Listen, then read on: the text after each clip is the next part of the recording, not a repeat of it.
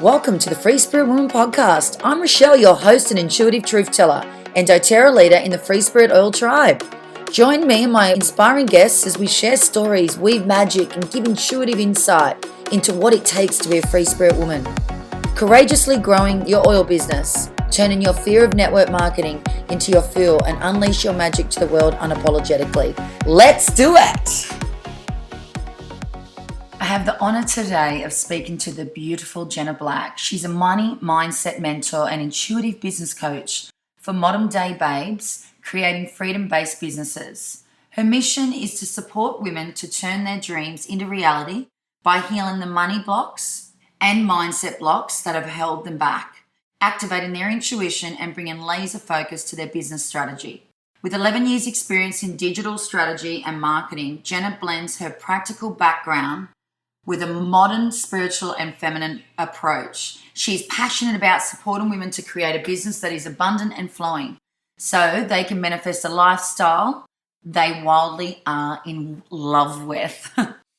I've known Jenna now for about 12 months, and personally I've really found her to be, again, a woman that does what she says she does. And I'm very attracted to women that work this way, and there is a lot of women out there on the market that are doing amazing things, but with someone like Jenna, she's one of those women that's really approachable and really easy to talk to. She's got that real openness about her, and I've found Jenna myself to be really a great asset for myself in my own business to work with.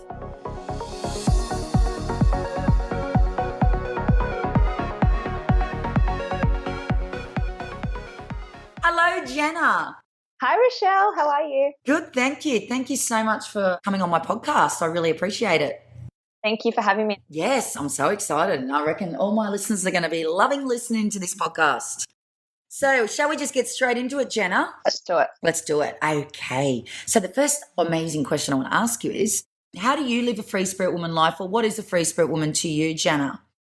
Yeah, I think firstly, a free spirit woman to me is someone who lives on her own terms, and she kind of takes the rule book and just throws it out the window. She's about creating her own life.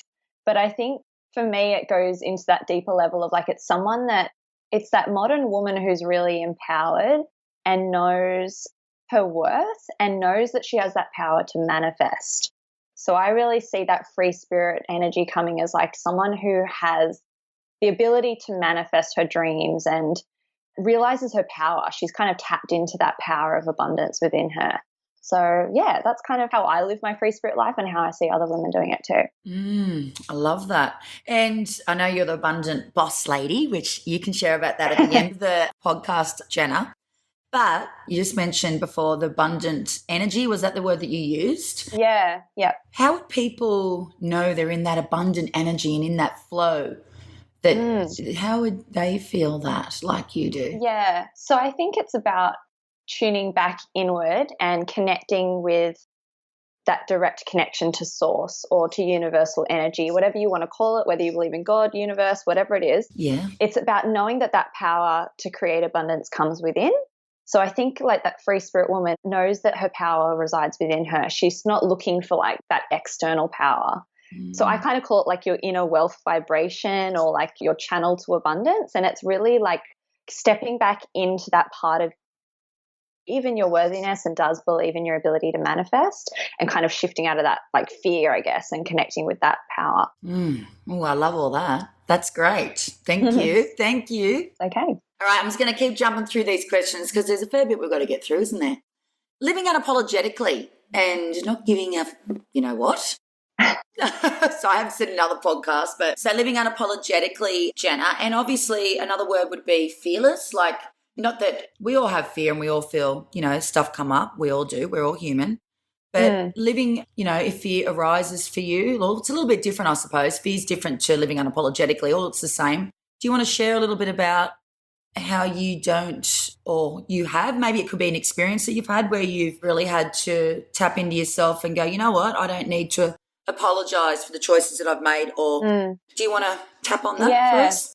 Yeah, well, I think like living unapologetically to me is something that is relatively new for me, actually, to be really open about it. It's like something that in the last year to 2 years, I've really stepped into that thing of like not giving so many fucks, right? Yes. But I think I almost my whole life have always been so concerned with what people thought of me. Mm-hmm. I'm a recovering people pleaser. That's what I tell people. I'm Oh. a recovering perfectionist and a recovering people pleaser, because I think it's like I used to just be so concerned with what people thought of me. And even to the point where I would be, I wouldn't even share my opinion with people because I'd think, oh, they're going to shut me down or they'll think this of me. And I just wanted that validation from people. Mm. And so I think like I've always been, well, not always, but up until, the last few years, looking for that validation from other people. And I think it really came to that point of saying, like, realizing that the only person that can validate myself is me. Mm. And I definitely now don't give so many fucks about what people think. Yes. I think it's always a work in progress and it's something I have to tune back into, but I definitely now just give myself permission to do whatever the hell I want, right? Mm. And I think that's really like that free spirit woman essence, is like give yourself permission to do what lights you up, to follow what you love. Because I think there's so much pressure like in society to do things in a certain way and to get the boring 9-to-5 job and to I think as well, people see success in a certain way. So just the other day I was talking to my in-laws and they were saying, oh, well, this person's successful because they're a lawyer and they're a doctor, but their sibling is a teacher, so they're not as successful. I'm like, how do you define, people have so many different views of what success is, right? And it's like you've got the corporate high-flying job. So I think for me it was coming back to realizing that I'm never going to take that path. Yeah. And actually success is what you make it. So I think that's how I live unapologetically. It's like designing my life and what I view success as and following that and leaning into that and not caring what people think of me. And I think the more you do that, that's when people get curious, like, oh, look at what she's doing. So the ones that used to doubt you before or think like that was ridiculous that you're starting this crazy business or whatever, they're the ones that then want to know how you did it, right? That's right. Yeah. So, and I think it's really interesting, actually, that started happening for me full circle with some friends that my friendship group when I first started my business hadn't, they were like, what are you doing? This is a hobby, really, until, I kind of proved them wrong from that. And now they want to know how I've done it. So it's really interesting. I think the more that you lean into like that feeling of not caring so much about what people think and just following what lights you up and speaking your truth, and which I know you're all about, speaking your truth. And absolutely. Yeah, and just standing in what you believe. So that's really part of my journey of getting to this point of being more unapologetic in my life. So. Oh, I only just interviewed another lady this morning, but I'm going to have to take show notes on this for myself. For me. Oh, thank you, Jenna. That was amazing. Now, just as you were talking about it at the beginning of it, because I know a lot of people pleasers and I know a lot of people go through this. I believe one goes through it, so does a lot, and especially if someone's attracted to listen to this call and you. And as you said, we're always a work in progress. Yeah. But being a people pleaser, right? Do you feel that you still have, of course you're in, that's why I just mentioned work in progress, but do you feel that with that today, and I always like to give practical ways of how you've really come to the other side, or when it does come up inside of you, how do you become aware of that within you, that you know that you are doing that? So if there are all the people pleasers out there that are listening to this and they go, oh my God, I do this as well. Okay, how does she step away from that? Or how does she, I'm trying to say, like she stops herself from doing that? Stops the habit, yeah. Yeah, so how can they do that? Yeah, that's such a good question. I think it's about recognizing when you're taking action, like what space are you taking that action from? So for me, if I catch myself with that people pleaser thing, so for instance, like in a really practical sense, if I'm creating a program or something like that to sell to my community, and maybe I'm just thinking, oh my God, there's not enough value in here, and I'm packing it with stuff because I want people to be like, wow, when really it's already so valuable with what I've created. I kind of like over deliver sometimes, and I need to step back from that because that's a clear sign that I am trying to people please because I'm worried that people won't buy it. So it's kind of that scarcity thinking. But I think what you can do is really tune in and say, like, a place of fear here?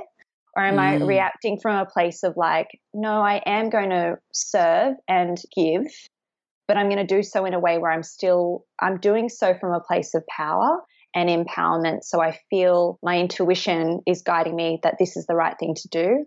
and I'm delivering and giving to people in a way that feels like a really good energetic exchange. So I think that's also important, right? And this is why I talk about money mindset as well a lot in my business, is like the energetic exchange has to feel really lovely and feel even and equal.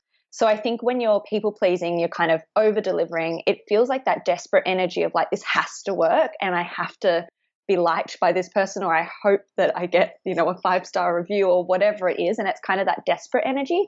But I think we can kind of shift into that place of empowerment and just delivering and serving in our power. Does that make sense? Yeah, total sense. Yeah. I'm just listening to all of it, and it sounds to me like with what you're saying, you don't really do that all that much anymore, because you're well aware that obviously that's not a great for yourself. Like the energy's bad for you. When you're overgiving, like you said, well, then it's just you're probably draining yourself too as well.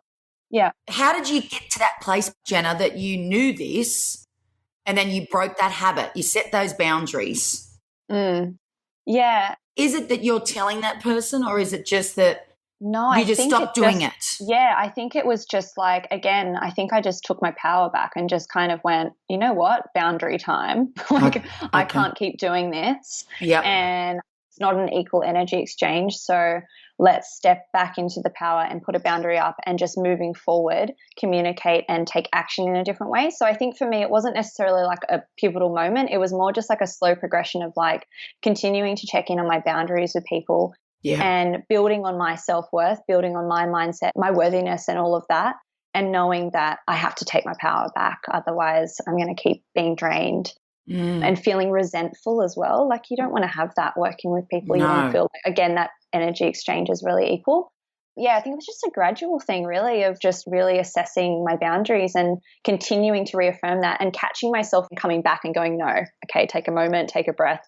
How can you take this action in an empowered way? So, oh yeah, and you sound to me, I know you personally, well, not personally, but I know you, just with our business relationship, that energy exchange, you just keep saying that same thing, and I'm really loving, as you're saying that, like I always talk about energy, but the exchange, making sure that you're happy with what you're giving. Yeah. And of course, we're in this, I love serving and helping people, and you're receiving the same back to you. Yeah, that's it. It's about that flow as well, right? Like flow of energy. Yeah. Absolutely. Yeah. All right. Thank you for those amazing answers. So next one is spiritual practices. So whether it's daily, what are you doing right now that's, really a standout to you, or something that really has helped you in your spiritual self? Yeah, so I think really like my spiritual practice changes every day. Like, I kind of see it as like my whole day can be a spiritual practice almost, because I'm always like growing and evolving and like learning in every single thing. Yeah. But like in some really practical things that I do, like my morning ritual is hands down the most important thing. So I always have like intention and journal time. Like I'm always journaling in the morning. Okay. And for me, working on money mindset is a daily practice as well. So I'm tuning into that energy of the money that I want to, either that day or that month or that year, and really spending some time to anchor into that and become that like energetic match for that goal, right? So doing that means like kind of journaling out like, how can I show up today as the woman who has already achieved this?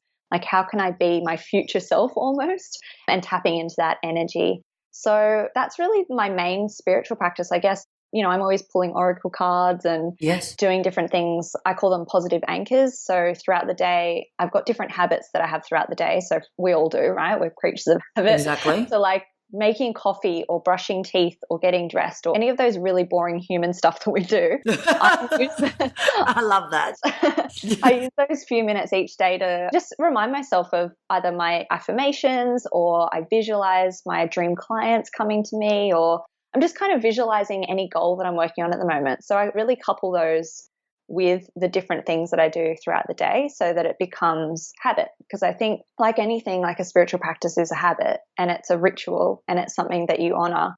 Yeah, so that's how I make it really modern and fresh and able for me to actually do it, because I know I'm going to brush my teeth every day, and twice a day for that matter. So I know that I can spend, 2 minutes or 3 minutes visualizing in that time. So yeah, I really love that tip, and I find heaps of my clients love that too, because it just makes it approachable and accessible. So oh yeah, love all those. They're all very straight to the point. And I can hear you really saying really clearly intention and manifesting, and you can see that's what you do.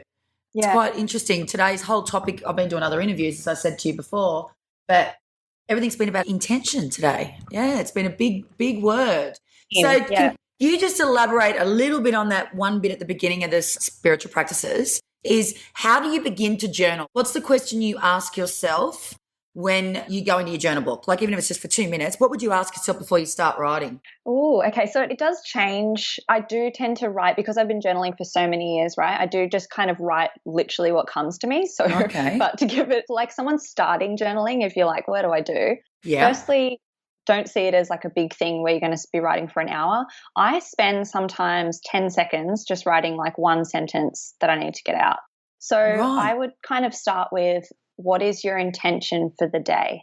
Yeah. So what do you want to create? How do you want to show up that day? And just writing that. And then from there might be some fears like, why can't you have that? You're not able to do that. The fear talk comes in, right? And then you can kind of start to unpack that and discredit it and create that new energy of who you want to be that day, how you want to show up, that empowered woman. So yeah, I think it's as simple as just kind of saying what's your intention for the day and going from there really. But sometimes I can journal for ages. Sometimes it's just, 10 seconds or 20 seconds. It doesn't have to be that intense, but it's about letting it out first thing in the morning, kind of like as that first step to get that subconscious mind going. So no, I love that. I hope the girls can put that in the show notes because sometimes the practical things for people gets people started, don't you feel? that's it. Yeah, just the real easy steps. Okay, the next question I know you're going to love, Jenna.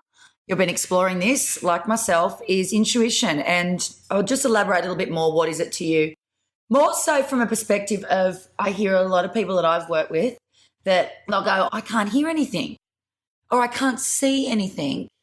And you know how it's all different to all of us. Yeah. How would you say to somebody that was just starting this journey, although we've all got that intuition from the day we're born, long before we're born, maybe you could talk about how do they, first of all, know that, not that it's there, more like getting someone started when they're basically saying to you first up, I don't know, I haven't got it. I haven't got an intuition, right? Yeah. So more coming in from that perspective, then of course if you want to elaborate more around that question, what it is to you. But if you could help the listeners to navigate themselves, would you be able to do that for us, Jenna? Yeah. So I think if someone's feeling like they don't know, they can't hear it like you were saying, or they don't have it. First of all, we all have it. Yep. Because I think one of the common misconceptions, right? Like you hear people say, oh, we've all got a soul, or I have a soul. Actually, we are a soul. Yes, right? That's right. We are a soul and we're here having a human experience. It's not the other way around. We're not humans with a soul somewhere in our body. Mm-hmm. That's not how it works. So I think it's knowing that, because that's where the power starts to shift. And that's when you say, okay, well, if I am a soul, then my intuition is actually just my soul's true voice. Ooh. And that's how I see it. So, but in like a practical sense, so I'm trying to think of like how I kind of started tuning into it. I think it's definitely knowing those different energies in the body. So the fear-based voice to me is really heightened and anxious and almost like desperate energy. It's like, you can't, you won't. Why would you ever be able to do that? Blah, blah, blah, right? Yeah. But then the intuitive voice, when we calm the noise, and that's a practical sense, like shut out the outside noise, I think. Don't look at things online, have a digital detox, and then tune inward. And that I feel like that intuitive voice is really calm and grounded and almost, it's quite subtle. And I think that's where people struggle to hear it to start with, because it is subtle. Yes. Whereas the fear is like, blah, blah, blah, like in your face. And then the intuition is very, subtle and quieter, but it feels grounded. It doesn't feel heightened or anxious. It doesn't feel like your nerves are jingling. It actually feels steady and like a calm knowing. So I think in terms of like connecting with it, so I find journaling is really powerful. If you're writing like pen to paper, that's the way that you almost like that intuitive voice comes out in front of you in words, because I think often we're trying to hear it and we might not have that connection to actually hearing it, but we can all read. And like when you're actually writing it out and then you're reading it, I think that's when you realize, wow, that is actually my intuition speaking. Oh, yes. And so I think like a journal, it's really powerful. Like a journaling practice. Sometimes like I look back over my journal sometimes, I'm like, wow, it's almost like not even you speaking. It's like this divine, you know what I mean? It's like this divine like source power speaking through you, but actually that is your intuition. Yes. Yeah. So I think journaling, is probably my most practical tip for that. I love everything you just said. Then you've just given me some new little bits too. Oh, Yeah, no, I got a bit lost then in all of that because I love listening to anything intuition. I think the yeah. thing that I want to add there too as well for me personally, just to add a little bit more to the question that beautiful Jenna answered, is I know for when intuition works through me this way that the best way I've always found it to hear it is it's a knowing. It Mm, is, and I know there is people that don't just know, but I don't feel we question our intuition. We no. don't question ourselves when your intuition is speaking or when your gut's talking, however you want to describe it. You just know. And it may seem, your head might be telling, oh no, there's no way I can do that. So then that questioning is definitely not your intuition. Do you know what I mean? Yeah, yeah, yeah, yeah, totally. That's what I feel happens anyway. That's just a little piece I've always shared with my people is we don't really question intuition. And if we No. are questioning, it's usually fear. It's not questioning that sign or that, oh my God, I've got to do that. I know I've got to Mhm. do that. And then fear and all your rest of your ego may talk to you and tell you something different. But anyway, that Mm. was just my little bit on that. Yeah, totally. Moving along, Jenna. So trust. And you know I'm big on this one. Okay, Yes. so just trusting yourself. So I always like to talk about this because I believe that people that are attracted to what I do and the brand of Free Spirit Woman, you know, you're going through that change in your life where you've got to either make a new choice or you've got to move house or change careers or some big massive challenge that, you know, you didn't really, really choose to happen in your life. And you know you've got to make changes and things have got to really badly change. How do you trust yourself with making those new choices and trust that this is the right thing for you? Oh, such a good question, this one. Because I think, yeah, life is always changing, right? So it's about adapting and going through that growth and knowing that you're always expanding. But I think, firstly, I identify like if I've got fear around it, right? Like going back to that fear Yeah. voice. If I've got that fear, I treat it as a good sign. It's a good thing. It's because I think the Yes. fear is often like, okay, I'm resisting this because I'm freaked out, but that's the thing I most need to do. Mm. And so from that, then saying, okay, so how can I then move out of fear back into that intuition again? Yes. But I think as well, like a big thing for me when I go through lots of change, and I've, been going through it this year for sure with different things in my personal life that have been, they could have affected my business. They have a little bit, but I've tried to like maintain that power Yeah. and that trust. And I think it's knowing that we're always creating from within. So I talk a lot about manifestation, but basically the essence of it is that our inner world creates our external world. And I think the way that that relates back to trust is knowing that you choose to feel empowered. You choose to create a certain thing in your life, or you choose to step into abundance and empowerment rather than staying in that state of fear or scar might Yes. be. Yeah. So I think like when, and shit happens in life and Yep. we have crappy days, but when that happens, like instantly shifting back into that inner sense of worthiness and gratitude and just shutting the outside noise down and coming back within and knowing that you have to believe in yourself and the only person to give you that validation is yourself. Yep.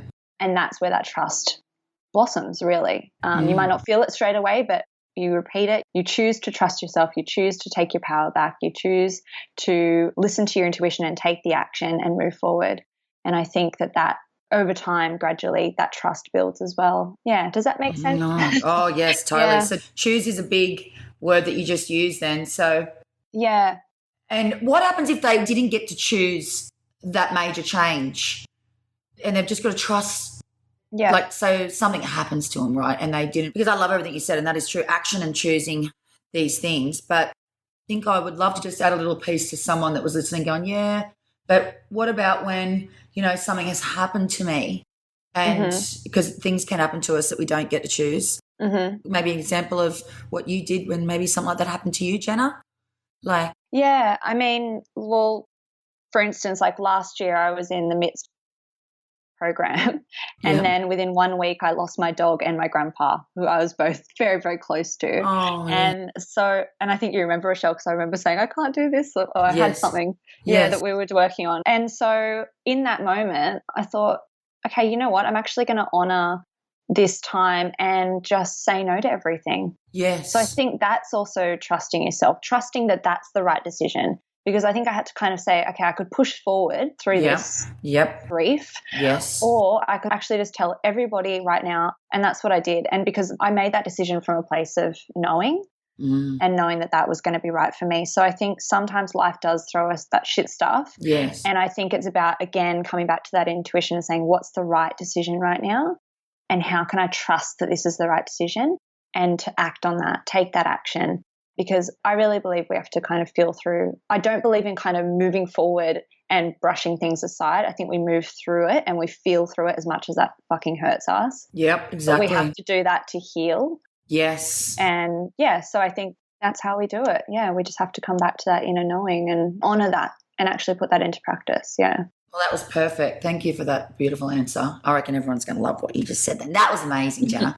All right, I'm going to ask one more question and then we'll get into our little bit about you. I'm going to ask about self-doubt. So maybe you can remember a moment or you can just share, and I know we've probably touched on a bit of this in all the other questions, but turning the self-doubt into the greatest power. So, you hear this a lot out there. It's like, because I know what, for me personally, and hence why I ask a lot of these questions because it's all my own battles. Yeah. And that's why I love these topics. Yeah. Self-doubt and turning that into the most, they say feel the fear and do it anyway, but how have you shifted from that doubt but turning it into something really fucking powerful? Yeah, I love this question. Well, I think I already kind of touched on a little bit of like fear, right? Yeah. Instead of going like, oh shit, like I've got this fear, I'm going to go in my cave and run away from this. See that as a sign of the thing. It's almost like a gift from the universe. It's your ticket to up-leveling, or it's your ticket to take back your power. Because that fear and that self-doubt is that resistance towards what we most need to do. And so I think when those moments happen, the first thing that I do is I like to kind of unpack it and go, I almost like to discredit my own fears and my own self-doubt because I know that it's all BS. Like I always say to my clients, don't believe everything you think. Oh, yeah, I love that one. Yes. The conscious mind is in the fear. Yes. You can't do it. But, so believe your subconscious mind, you go into that intuition. That's where the things are real, right? But so I like to kind of discredit it, I guess, in a way. So, and I do it in like a fun way. It's like you unpack the fear or the self-doubt. So say the self-doubt is, I can't charge this much for my program. No one's going to buy it from me. Yeah. First of all, okay, is that true? And typically the answer is no, right? No, of course people are going to buy it from you. Yeah. You've got value to give. You've got gifts to share. This is your purpose. So you kind of just question, is that actually true first? And a lot of the time that gets rid of like most of the self-doubt and discredits it. And then from there, it's like about shifting into the power. So turning that fear again into that intuitive power. So I always kind of say, okay, well, if this isn't true, am I a powerful manifester? Do I have the power to co-create with the universe? Do I know that I have value to give? Yes, I do know that. Deep down, even if my fear is saying no, I still know deep down that I do believe that. And so you're kind of shifting from that fear and that desperate energy of not being enough and shifting it into that intuitive action. And then I think like in a really practical sense as well, I call them, we all hear about mantras and affirmations, right? Kind of standing in our power and using those. I like to call them declarations because I think it's about taking your power back and declaring what it is that your new story is that you choose to believe. So I think it's kind of, for instance, like I can't charge this for this program. Yeah. Well, how can you shift that into a declaration instead? So, and you're kind of saying that in a sense of like almost stating to the universe, like I am ready. I know I am a powerful creator.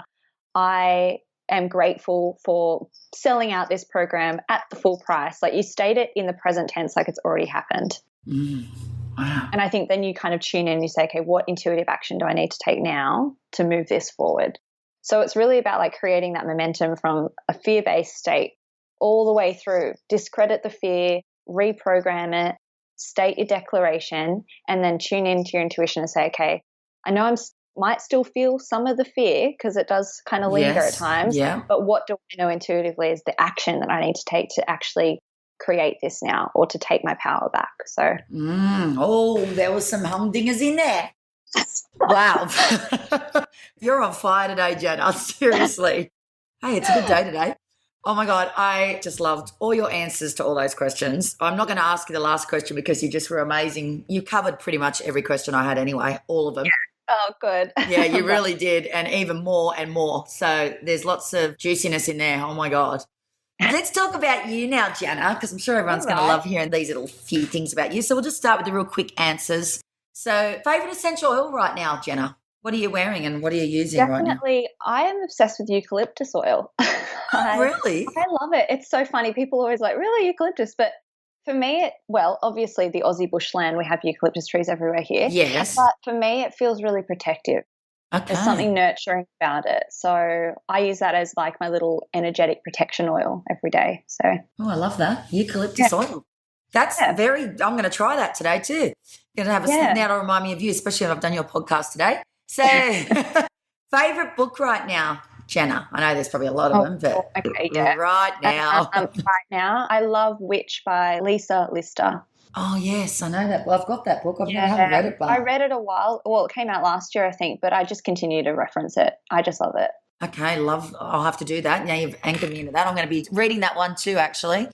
Podcast. What's your favourite podcast right now? Who are you listening to, or YouTube channel, or whatever it is, audio? At the moment, I'm always tuning into the Being Boss podcast. Being Boss with Emily Thompson and Kathleen Shannon. Oh, okay. Yeah, they're awesome because I think they have a really nice blend of like strategy and like doing the work and then also some mindset and lifestyle stuff. So I'm really loving their vibe at the moment. Yeah. I'm going to have a listen to that one. Being Boss. Okay. Yeah. I've actually got 2 extra little questions here I'd ask you about, but what course actually has been, or you might not have done a course, what has actually been something that you can actually really think of straight away that's been a big changer for you? Like, you know, being in the online world, has there been any course that you've done that's really changed you and what you do, or? I haven't done many courses actually in a while because I kind of got to the stage where I was over consuming and not like creating enough. Yep. Yeah. I think it's probably engaging with a few different women online and you know what it is actually? I think probably having my mastermind group, that was a big change for me. And like finding a group of women to work with and to support, I think that was better than any course I could have invested in. Yes, I love mastermind groups. Yes, totally. Yeah. Thank you for that. What about Oracle deck? What's the Oracle deck you're going to right now? Like, what's your go-to deck? Yeah, so I think I always love Goddess Guidance. Love that one. Yeah. It's just my go-to all the time. Yeah, I've got a million of them, but I've got go-tos. Probably only use about 3 of them, to be honest. Yeah, I know. Okay, and the last one is, 2 last ones. What don't we know about you, Jenna, or what don't the world know about you? Something a bit cheeky? A bit cheeky. A bit cheeky or funny or I don't know. I don't know. I would say, well, I don't know if it's funny, but I would say like that I definitely consider myself quite psychic. And I think a lot of people don't know how in tune. So, No, that can be.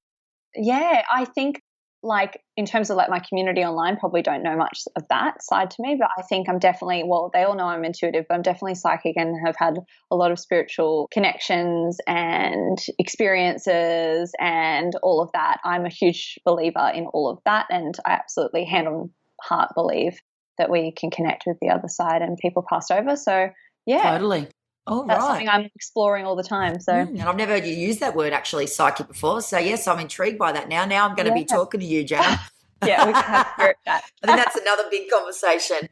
All right. So, what's the best way for our listeners to connect with you? Is there anything that you would recommend for them to do as far as working with you, or courses, or ebooks, or Instagram? I know you've got an amazing Instagram account, so I love Jenna's Instagram. It's absolutely beautiful. You. Well, definitely follow me on Instagram because I'm always on there. So my handle is Abundant Boss Babes. Yep. And then my website is abundantboss.com, and I definitely recommend if people want to start working on their money mindset and activating abundance in their business, I've got a free 5-day money mindset makeover. So that's abundantboss.com/money mindset makeover. So that's a 5-day video course and it's all free and it's really great for just getting that head start with your money mindset. So I have to do that. I haven't even done that. I mean, I know I've worked with you heaps, but I've never done that. So I'm going to do that too. Yeah, I get a lot of great feedback from that. And it's good. It's a really good introduction as well. So you're not kind of overwhelmed with stuff.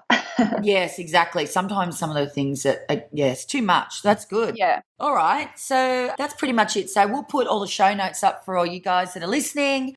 And Jenna, I want to thank you again. This was amazing. And I know everyone's going to love this podcast. Thank you so much for having me, Rechelle. It's been really fun. Oh, my pleasure. My absolute pleasure.